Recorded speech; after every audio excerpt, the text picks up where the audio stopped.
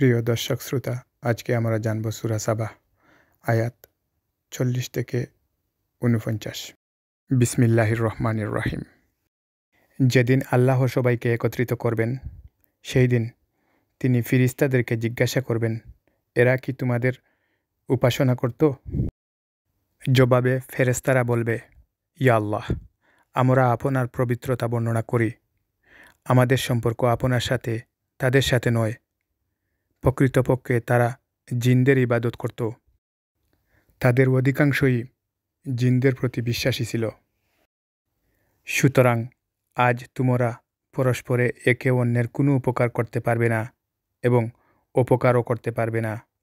আর যারা জুলুমে লিপ্ত হয়েছিল তাদেরকে বলবো, তোমরা আস্বাদন করো আগুনের শাস্তি, যা তোমরা অবিশ্বাস করতে। আর এদের নিকট যখন আমার আয়াতসমূহ সুস্পষ্টভাবে তিলাওয়াত করা হয়, তখন তারা বলে, তোমাদের পূর্বপুরুষ যার ইবাদত করত, এই ব্যক্তি তো তার ইবাদতে তোমাদেরকে বাধা দিতে চায়। এরা আরও বলে, এটা তো মিথ্যা উদ্ভাবন ব্যতীত আর কিছু নয়।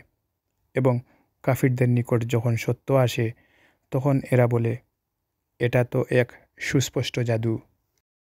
অথচ আমি তাদেরকে কোনো কিতাব দেইনি যা তারা অধ্যয়ন করবে, এবং আপনার পূর্বে তাদের কাছে কোনো সতর্ককারী প্রেরণ করিনি। তাদের পূর্ববর্তী লোকেরাও তাদের নবীদেরকে অস্বীকার করেছিল। তাদেরকে আমি যা অর্থসম্পদ দিয়েছিলাম, এরা তার 1/10 পৌঁছতে পারেনি। তা সত্ত্বেও তারা আমার রসুলগণকে অস্বীকার করেছিল। ফলে তাদের প্রতি আমার শাস্তি ছিল ভয়ঙ্কর। হে রসুল, আপনি বলুন, আমি তোমাদেরকে একটি বিষয়ে উপদেশ দিচ্ছি। তোমরা আল্লাহর উদ্দেশ্যে 2 জন বা 1 করে দাঁড়াও। এরপর তোমরা চিন্তা করে দেখো, তোমাদের সঙ্গী কোনো উম্মাদ নয়। তিনি তো আসন্ন কঠিন শাস্তি সম্পর্কে তোমাদের সতর্ককারী মাত্র।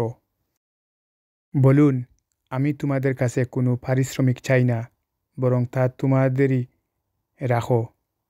আমার পুরস্কার তো আল্লাহর কাছে রয়েছে। তিনি সব কিছুর দ্রষ্টা। হে নবী, আপনি বলুন, আমার পালনকর্তা সত্য দিন অবতরণ করেছেন।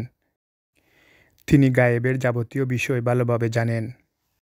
হে নবী, আপনি বলে দিন, সত্য এসে গেছে, আর মিথ্যা না পারে কিছু শুরু করতে, আর না পারে কোনো কিছু পুনরাবৃত্তি করতে।